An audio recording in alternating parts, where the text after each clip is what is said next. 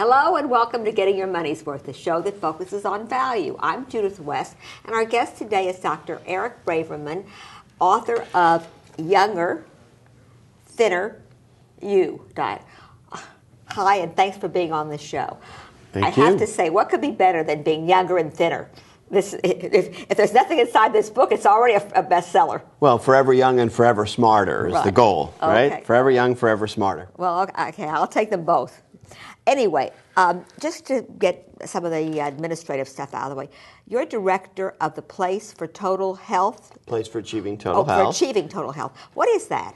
Well, we basically have a collaborative medicine clinic, or integrated medicine. I'm also a clinical assistant professor, integrated medicine at Cornell. So let's break those terms down. Well, it's brain, mind, body. To make it simple, brain, mind, body. When your memory or attention or your sleep cycle or your mood or your weight change, your brain chemistry is changing. And when your brain chemistry is changing, it's also affecting your bone density, your heart, your liver. So basically, everything is connected in the human body, and you can't really treat problems separately. So it's a systems approach to total well-being. Okay, so let's clear this up a little bit, because your emphasis on the body is the brain. Yes. The brain is the only living organ is, that's special about human beings. Animals have great organs that are sometimes they have better arms, they fly, they have bigger sex organs, they have bigger hearts. There are so many things. What makes us distinctive is the brain. It's the golden bowl,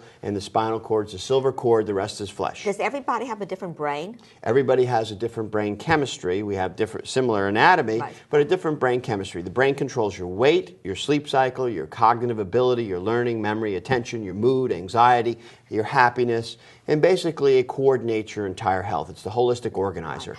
So And in fact, you said value.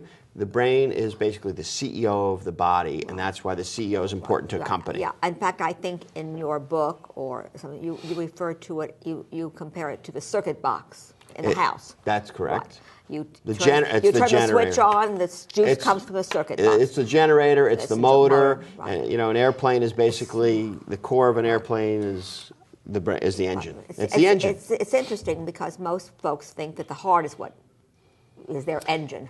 Well, the heart is, you can transplant a human heart, but you can't transplant a brain. You can even put an animal heart, you can even build new heart cells, but the brain is the key to bringing value to health care. Because if you take care of brain health, meaning sleep, the chemicals that help you stay thin, the brain burns 25% of your calories to 50%. It uses somewhere between 16 to 25% of your blood flow and oxygen. Does your brain control or rev up your metabolism?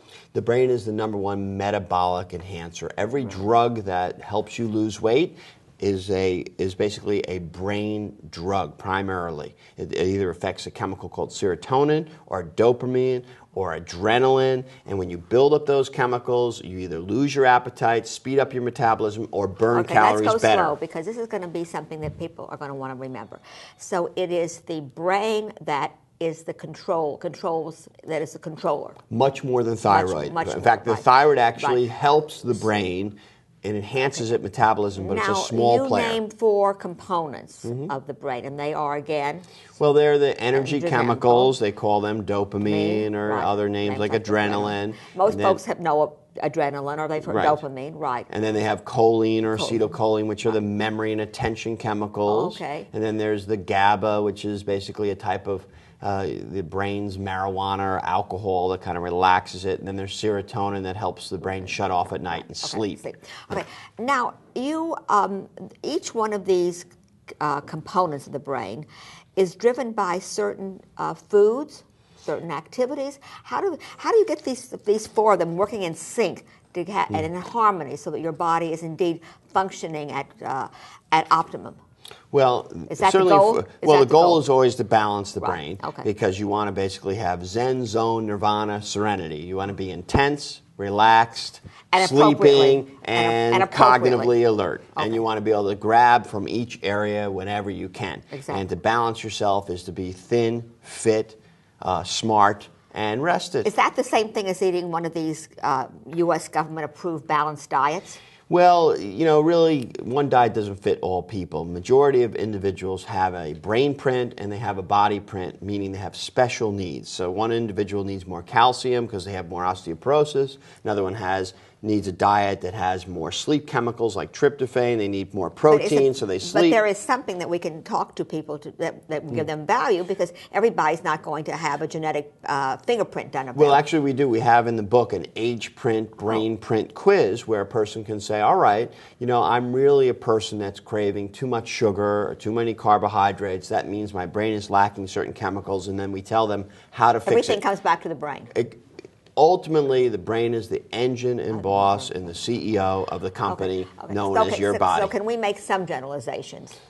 Some generalizations are that if you're a sugar addict, you're generally dopamine deficient. If you're a fat addict, you're a choline deficient individual. If you're a protein craver and eating too much beef and overdoing it, you tend to be GABA deficient. And if you're a carb binger, you tend to be serotonin deficient. Right. And those are the cornerstones, but there are many different dimensions of fixing it, but the book tells you how to fix it. So so this Younger, Thinner You, this book tells you how to fix it. Right. It's like the Holy Grail. It tells you some core breakthroughs too. Some of the core breakthroughs for the brain are that tea is your number one beverage that feeds your brain.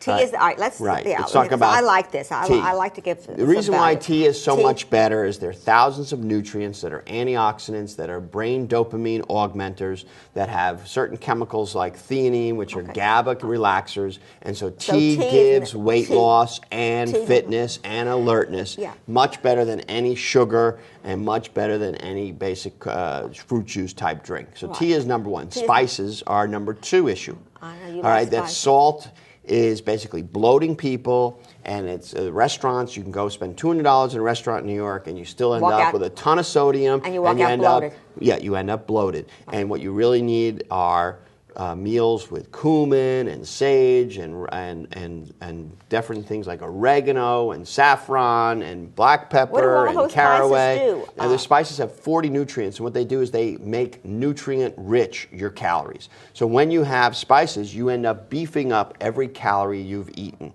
So you end up with nutrient density. What about the things that are sort of bandied around as truisms, like don't eat anything white, eat lots of protein, don't eat.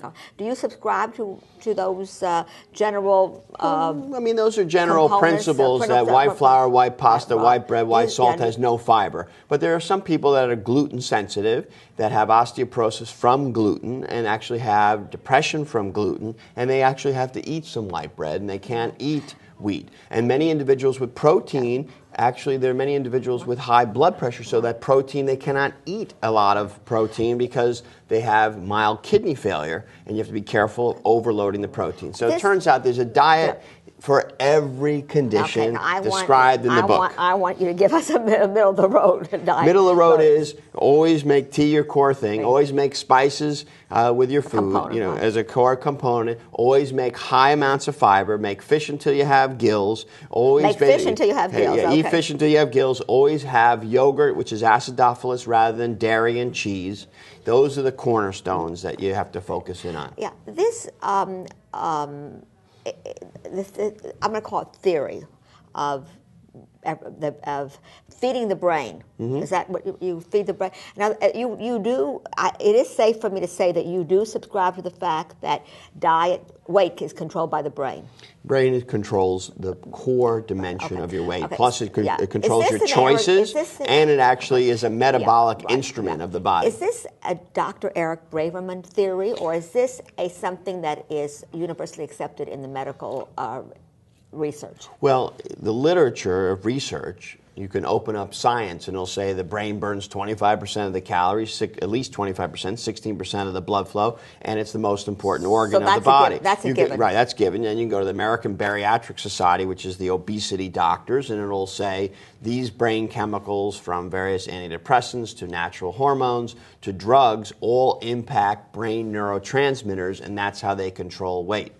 Nonetheless, despite the overwhelming evidence, it is generally not known by the average physician any more than it was known when I started at Harvard Medical School and they told me that nutrition had no role in healthcare and children would never get obese in our society eating sugar. They thought that children could eat junk forever and not be obese, and they told me nutrition had no role in healthcare. Right. And the reality is that what's known in the conventional world lags far behind the facts. Okay. All right, so that's kind of what that's where I thought we were going to go.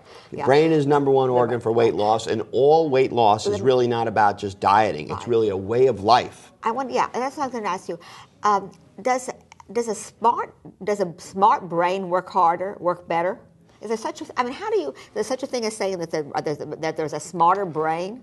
Well, there is a smarter brain. The smarter brain has the ability to go fast and continue to learn, and the ability to relax, and the ability to sleep. So there is a forever smarter concept where instead of growing partially demented as we get older, we can grow smarter. And so we actually grow new brain cells. So this was a huge breakthrough. When I started in medical school, they said that you could never grow brain cells. That didn't make any sense to me because we grow skin cells, but now we know. Now we know that indeed it's possible.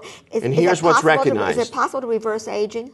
Well, death will flee from us eventually, and aging is partially reversible in the fact that we take heart failure patients, we reverse their aged heart into better functioning. We take memory loss patients, we reverse it. Obesity is really a dimension of aging, and I know that sounds unbelievable. Obesity means aging, and making people like we do 100 pounds thinner means making them younger. We don't have a lot of time, but so I want to get to that. With feeding the brain properly or feeding the brain appropriately, as you said, is it possible to control dementia? Well, of course. We expect that there'll someday be no more dementia and that every individual will be getting smarter as they get older rather than losing their words and losing memory and losing attention. But that's unfortunately not always the case. We know that if you open the textbooks of psychiatry from NYU, it'll say in there now a whole little section on what's called new brain cells coming from growth hormones, thyroid hormone, DHEA, various natural hormones coming from antidepressants, which really function as brain salts, coming from herbs, amino acids, tyrosine, phenylalanine, St. John's wort, huperzine, and a host of things described in the book that are natural from sage to cumin. You know what they do? Grow new brain cells and make you thinner. Okay, grow new brain cells and get thinner. So could I just say then that the value in your book is younger, thinner, and smarter? Absolutely. Can I say that? Forever younger, forever smarter. Okay. I'm Judith. Thank you for being on the show. I'm Judith West. Value, younger, thinner, and smarter. That makes for a very good show. Thanks for being on the show. Thank you. God bless you, Judith. Right.